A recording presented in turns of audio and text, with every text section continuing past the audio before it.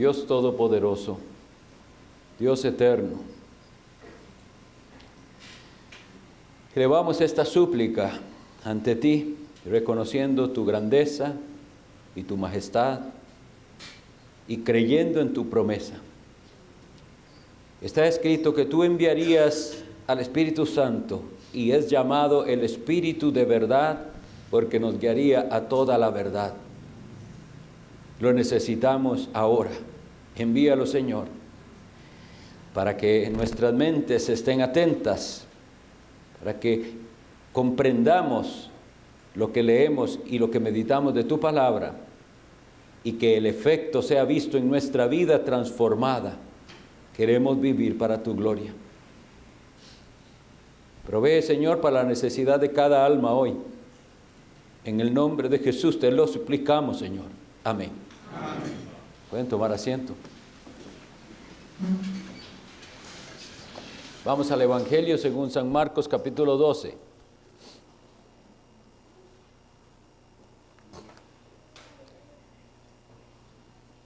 Marcos, capítulo 12.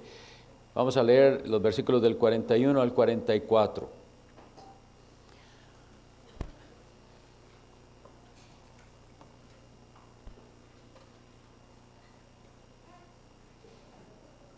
Marcos 12, 41. Estando Jesús sentado delante del arca de la ofrenda, miraba cómo el pueblo echaba dinero en el arca, y muchos ricos echaban mucho. Y vino una viuda pobre, y echó 2 blancas, o sea, un cuadrante. Entonces, llamando a sus discípulos, les dijo: de cierto os digo que esta viuda pobre echó más que todos los que han echado en el arca, porque todos han echado de lo que les sobra, pero esta, de su pobreza, echó todo lo que tenía, todo su sustento. Quiera el Señor bendecirnos al meditar en su santa palabra. Cuando hablamos del arca de la ofrenda, es necesario explicar por qué no es como el arca que nosotros tenemos aquí. No es una cajita así para que cada uno dé según propuso en su corazón, como nos da la enseñanza apostólica. Tenemos que entender por qué había arcas, o a qué se llamaba esta área de la tesorería en el templo. En el templo, este es el templo que había construido Herodes, había 13 arcas o cofres, llamados trompetas. Se les llamaba así por su forma. Entonces, esos eran con una boca estrecha y el fondo amplio. Entonces parecían la forma de una trompeta. Entonces, había 13 trompetas. Cada una de esas tenía un rótulo con el tipo específico de ofrenda que se debía depositar ahí. Los cofres o arcas 1 y 2 eran para el impuesto del templo del año presente y del año anterior. Entonces, vean todo lo que se hacía ahí.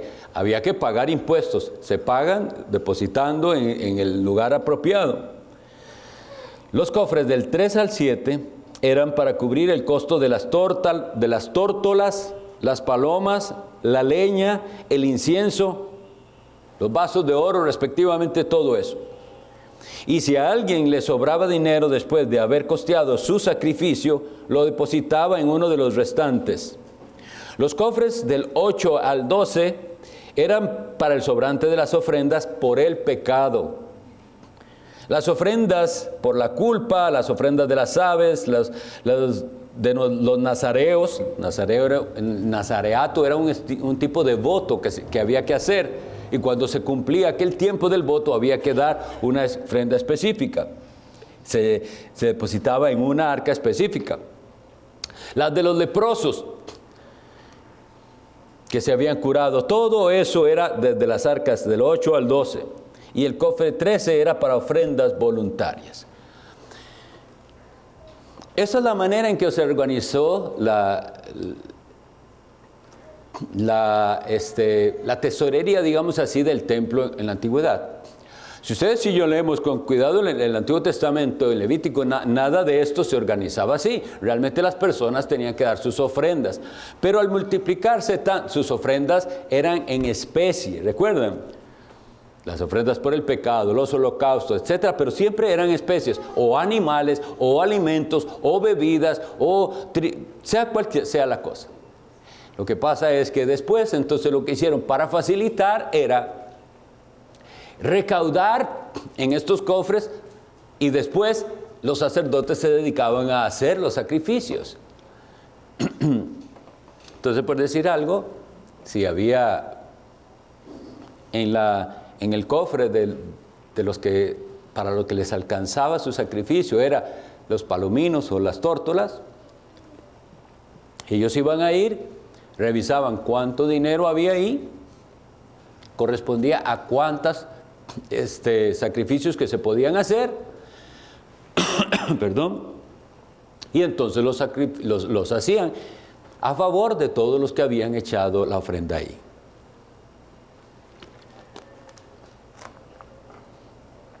Digámoslo así, era una manera ordenada de distribuir las ofrendas que se traían al Señor.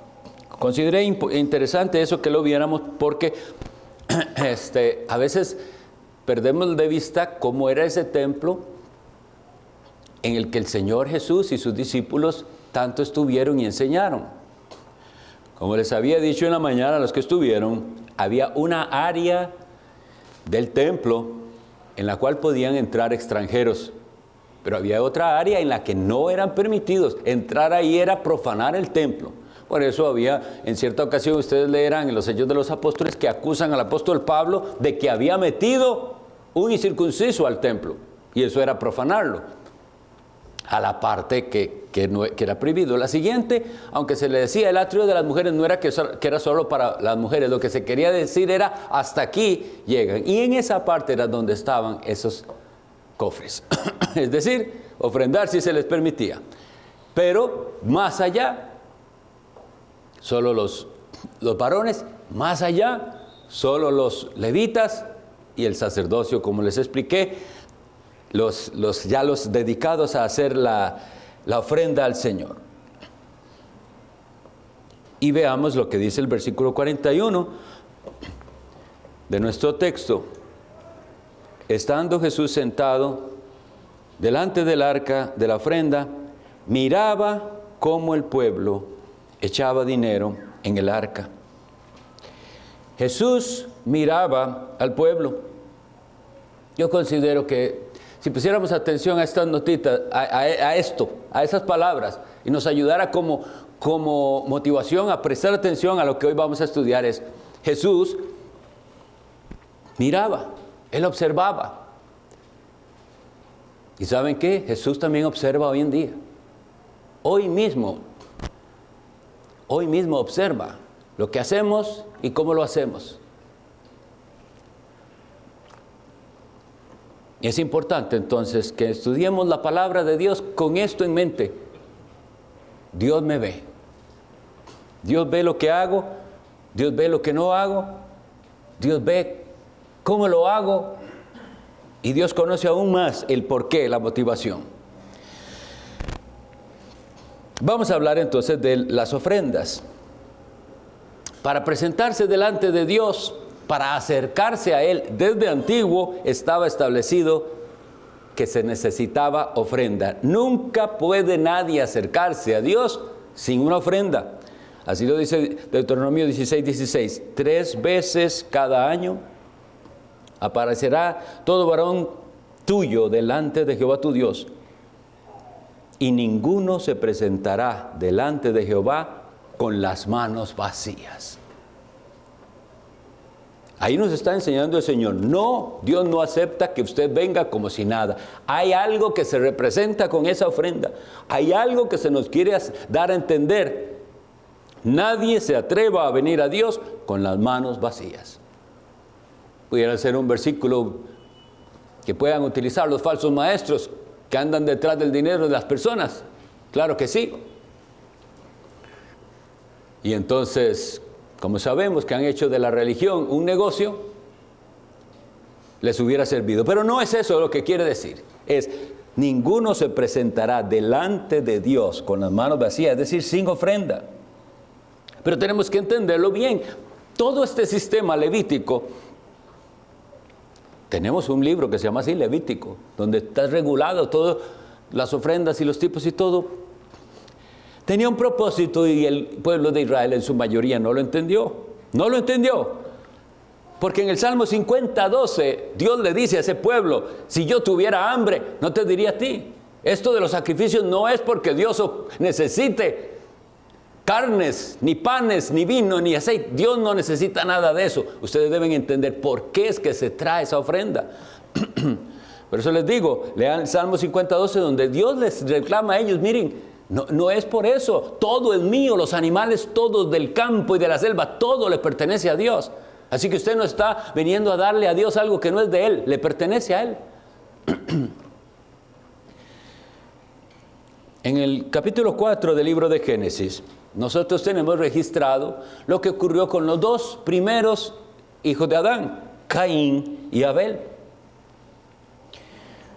Espero recordemos el relato, pero si no, léalo después. Génesis 4. Esos dos hijos de Adán y Eva traen ofrenda a Dios. Y vean lo antiguo que es entonces traer ofrenda a Dios. Y esto dice la palabra del Señor. Y miró Jehová con agrado a Abel y a su ofrenda, pero no miró con agrado a Caín y a su ofrenda. ¿Dónde está el énfasis en lo que les dije? No, Dios no está mirando solo la ofrenda, ve quién la da. Miró con agrado a Abel y a su ofrenda, y no miró con agrado a Caín y a su ofrenda. Mis estimados, no les causa esto un interés de saber cómo ve Dios lo que yo doy a Él. ¿Será mi ofrenda aceptable ante Dios? ¿Qué está viendo Dios en mí para aceptar o rechazar mi ofrenda? Porque en este texto que hemos visto hay ofrendas rechazadas. Sí, ustedes las echaron ahí, pero Dios las rechazó. Pero una ofrenda fue aceptada ahí, un tipo de ofrenda. Más que todo por entendimiento, como veremos, de qué es y por qué se hace esa ofrenda. Jesús observaba. Y también habiendo observado Jesús, muchas veces les advirtió.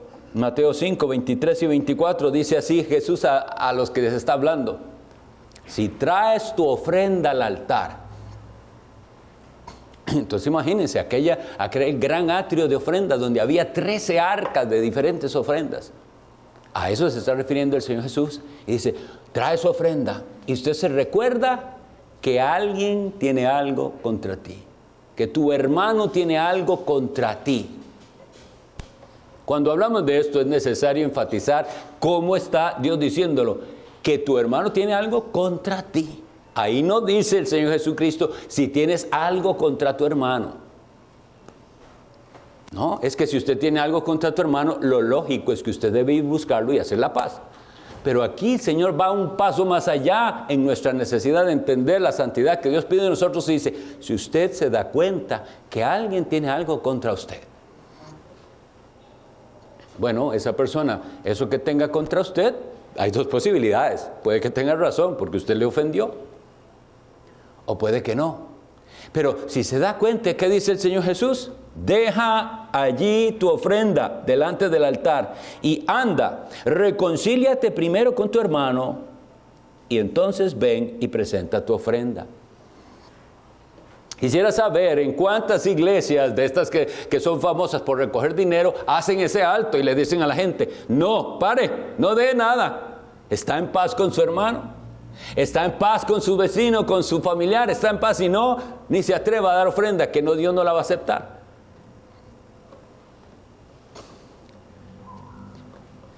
Debo decir, mis hermanos, que lo que nosotros vivimos con este montón de mercaderes de la fe es muy triste, pero es culpa de la gente que no lee la Biblia, porque eso está ahí. Y si usted ve que esto está aquí, ¿por qué atiende a esos estafadores? Bueno, Por falta entonces de buscar a Dios realmente en su palabra y de orar, hemos caído en trampas así, y tal vez algunos de aquí vienen de lugares así. Entonces vea que el Señor nos enseña de la ofrenda. Es necesaria, pero es inaceptable en muchas ocasiones. La ofrenda de Caín fue inaceptable, pero lo inaceptable primero estaba en su corazón. No miró con agrado a Caín y a su ofrenda. ¿Qué vio Dios? Vio el corazón.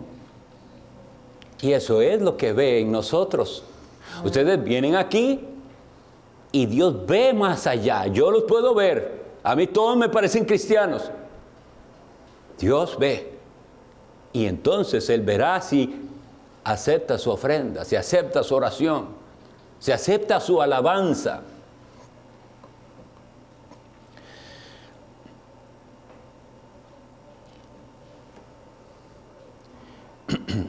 Sabemos que todo aquel sistema de sacrificios antiguo, todo pasó.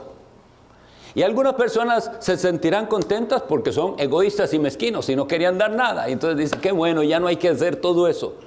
Pero no han entendido. No hay que hacerlo, ¿por qué? ¿Por qué es que ya no hay que hacerlo? Porque el Hijo de Dios Jesucristo dio su vida, fue al Calvario, se dio a sí mismo y Él cumplió todo aquello que por siglos se ofrecía a Dios. Estaba simplemente simbolizando la ofrenda que Dios estaba verdaderamente aceptando y de la cual se agradaba a su Hijo Jesucristo.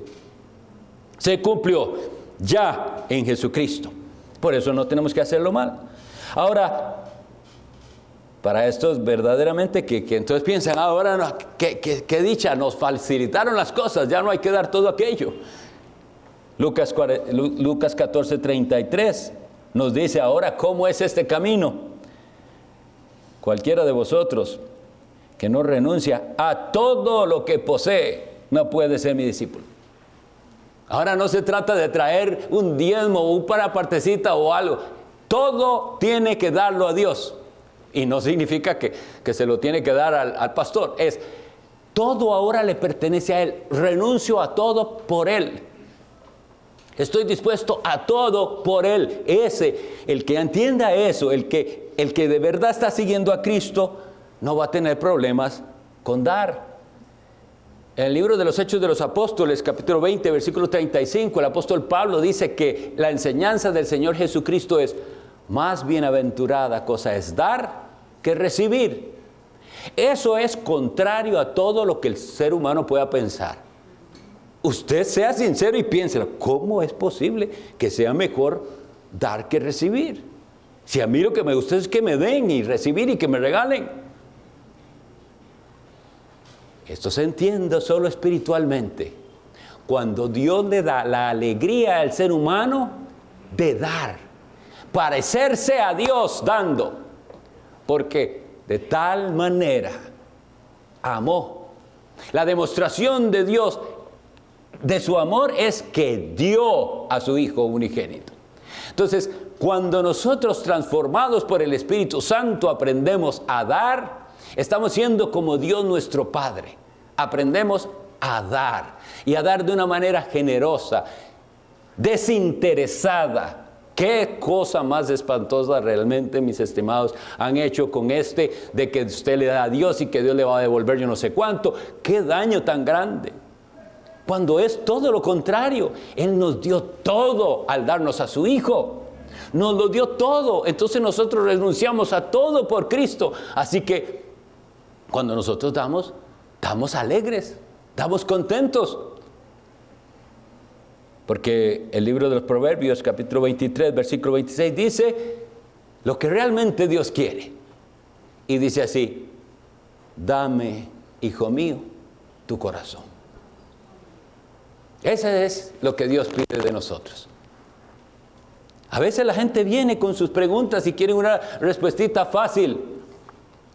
Pastor, ¿es válido eso de los diezmos, sí o no? Y quieren que uno les diga, no, y rápido. Y cuando les digo, bueno, vea una serie de 5 predicaciones que dimos que se llama Tesoros en el Cielo. La respuesta larga no le gusta a la gente, quiere algo rápido. Pero lo que tenemos que es ir a la Escritura y ver qué dice Dios, no qué nos conviene a nosotros. Porque como les digo, no, ya no es un diezmo, ya no es es todo, es de Él. He sido comprado, le pertenezco a Él. Así que yo no voy a ser un dador mezquino, sino que sabiamente y con generosidad daré a Dios. Pero si su corazón no es de Él, si usted no le ha dado su corazón, entonces le va a doler. Y no va a poder disfrutar esto que dice que es bienaventurada cosa dar. Esta regla es cierta en toda circunstancia.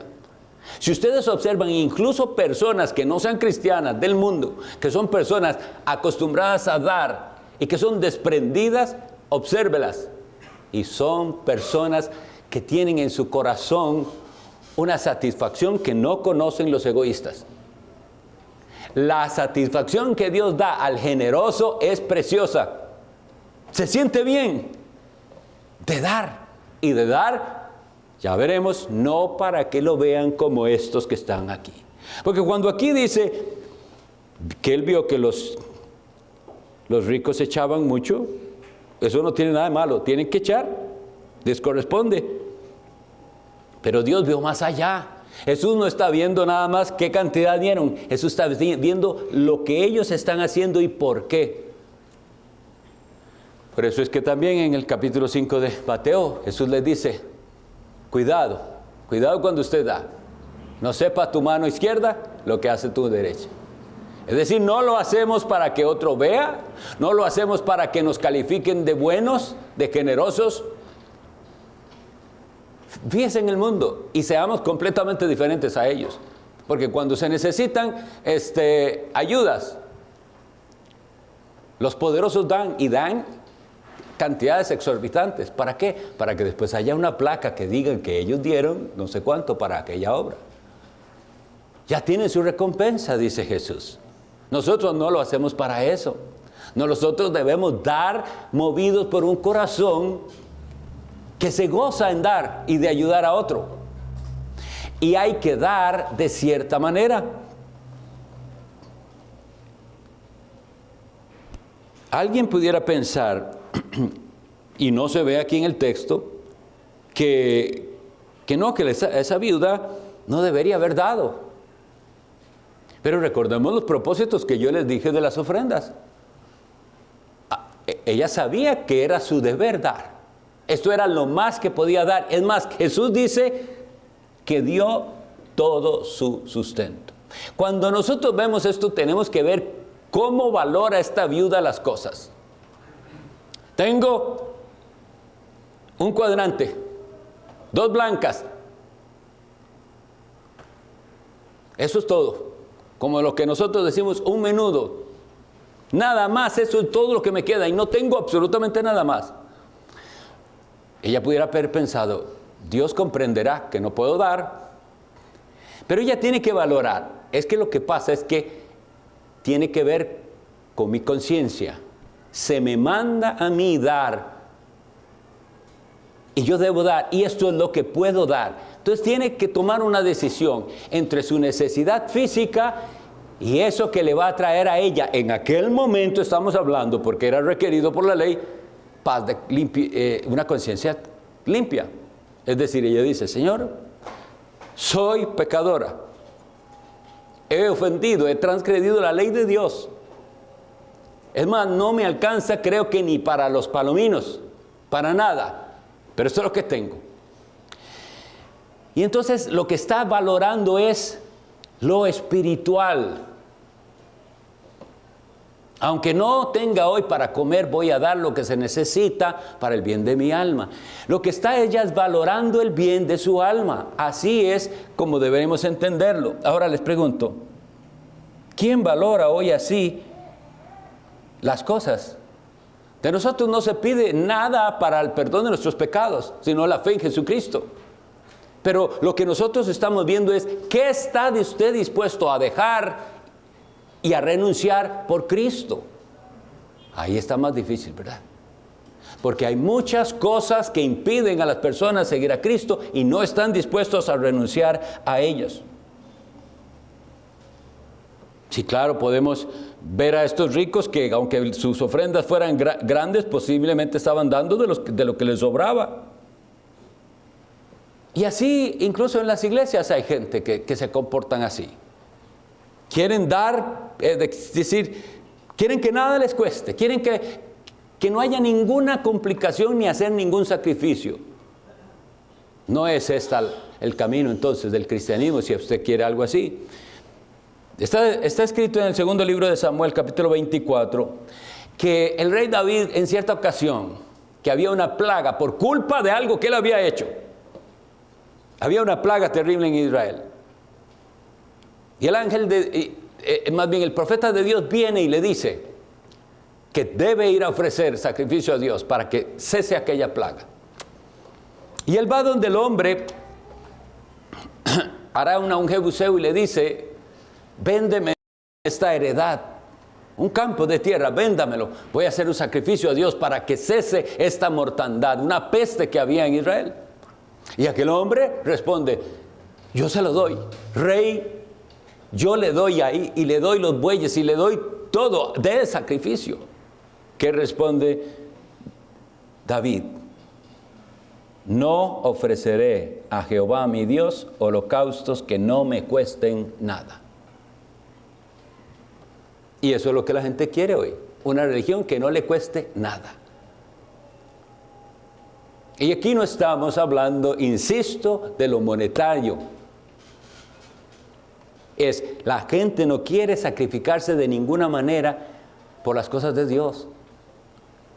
Hay sacrificios en los que ahora nosotros mostramos dónde está nuestro corazón, y eso es lo que pasó con la viuda. Ella demostró con eso dónde estaba su corazón, qué le importaba a ella. Venir al segundo culto el domingo implica un sacrificio. Implica, es la realidad. Lo que pasa es que se muestra dónde está el corazón y qué comprensión tiene usted del día del Señor. Entonces, eso le capacita para dar su tiempo al Señor, sus energías al Señor. Por eso la gente le gustó tanto esto de los cultos virtuales, ahora que la pandemia, y que podían nada más, yo me conecto y yo lo veo. A esos hay que leerles este versículo: no daré ni ofreceré a mi Dios algo que no me cueste nada. Desde la cama podemos ver el culto.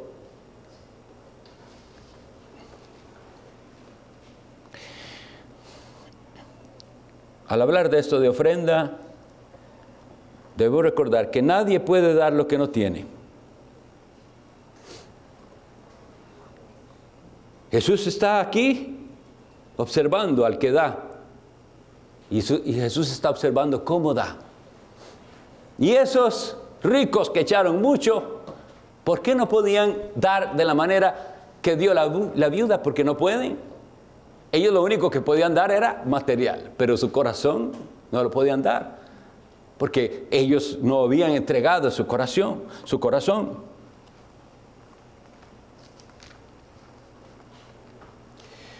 Espero que con esto tengamos una motivación de dar correctamente, de dar para el Señor, de dar sacrificialmente, de dar cumplidamente, pero todo esto se basa en lo que está escrito en Efesios 5:2. El apóstol nos dice: y andad en amor, como Cristo nos amó, y se entregó a sí mismo por nosotros, ofrenda y sacrificio a Dios en olor fragante. Si usted es creyente, si usted ha confiado en Jesucristo, usted debe andar en amor. Y usted verá que Jesús, el Hijo de Dios, se entregó a sí mismo. Entonces usted aprende a darse a los demás, a dar su tiempo, a dar su cariño, a dar cuando puede, también económicamente, materialmente. Pero es a dar, una necesidad de mostrar el amor dando. ¿Qué hace Jesús? Se entregó a sí mismo por nosotros. Y aquí lo describe. Jesús ofrenda y sacrificio a Dios en olor fragante. ¿Cómo no vamos a apreciar a Cristo? Si Él no fue que dio mucho, se dio Él mismo. Y esa ofrenda aceptable delante del Padre hace que todo aquel que crea en Jesús no se pierda, tenga vida eterna, tenga perdón de pecados. El que se ha beneficiado entonces de esa ofrenda que hizo Cristo a Dios, ofreciéndose Él a sí mismo, va a estar dispuesto a darlo todo por Él. Así que no medimos las cosas como las mide el mundo. Yo recuerdo recién cuando comencé a ir a la iglesia hace como 24 años y trabajaba en eso para una compañía, tenía el chofer, nos llevaban para acá y para allá. Y en las primeras conversaciones, cuando uno del que manejaba se dio cuenta que yo estaba comenzando a ir a la iglesia, esa fue la pregunta que me hizo, y ahí piden el diezmo. Como que él veía que le gustaba lo que yo le hablaba, algo, pero eso fue lo primero que me preguntó. ¿Ven que es mucho más que esto? ¿Ven que tiene que ver con el corazón, con estar uno dispuesto a colaborar y a sentirse feliz de ser útil y de colaborar en la obra del Señor como se pueda? Lo que sea. Si lo que puede traer es nada más un paquetito de sal para la bodega, y si lo hace con amor y es lo que usted puede, es aceptable delante de Dios, porque Dios ve el corazón. Pero no va a haber, mientras usted piense que con esa ofrenda se está ganando algo del cielo. Porque si es así, usted no ha entendido el Evangelio. La única ofrenda aceptable, todas aquellas que se hicieron, eran solo un símbolo. La única ofrenda aceptable ante Dios fue su Hijo Jesucristo. Y si usted lo tiene a Él, entonces todo lo que usted haga para Dios es aceptable. Recuerden, hay una ofrenda aceptable. Dios no acepta que vengamos con las manos vacías. En un sentido, ¿con qué venimos? ¿Cuál es la ofrenda? Por eso es que oramos en el nombre de Jesús. Vengo, Señor Dios. No tengo nada que darte. ¿Qué puedo darte? Pero confío en tu Hijo Jesucristo. Y ahí está todo. Él se dio, se entregó a sí mismo. Y esa es la ofrenda y sacrificio a Dios en olor fragante. Ahora sí, todo lo que usted haga es aceptado, porque hemos sido, dice la Sagrada Escritura en Efesios 1, hechos aceptos en el amado. Bendito Dios que así es. Aceptos. Es decir, no estamos tratando de que Dios, de ver cómo le quedamos bien para que nos acepte. Nos aceptó en su Hijo Jesucristo. ¿Está usted? Responda eso. ¿Está usted en Jesucristo? Porque si usted está en Él, usted ha sido acepto. Y usted tendrá un corazón para Él. Y usted será capaz, como dijo Cristo, de renunciar a todo por Él. Vamos a orar. Señor Dios bendito, hoy te pedimos perdón por nuestro egoísmo, mezquindad, por nuestro menosprecio de la ofrenda más preciosa que se ha dado, que es la que dio tu Hijo Jesucristo, al darse Él mismo, al entregarse por nosotros. Gracias por tu Hijo Jesús. Gracias por ese don inefable. Queremos ser como Él es. Danos un corazón que dé generosamente, que dé con gozo. Líbranos de una religión vana de apariencias, mi Dios. Y bendice los corazones. Mira quienes hay aquí que han estado hasta este momento tratando de dar para ganarse algo. Y haz que tengan al don inefable para que entonces den con amor y gozo, en gratitud, en el nombre de Jesucristo. Amén. Nos disponemos a celebrar la cena del Señor.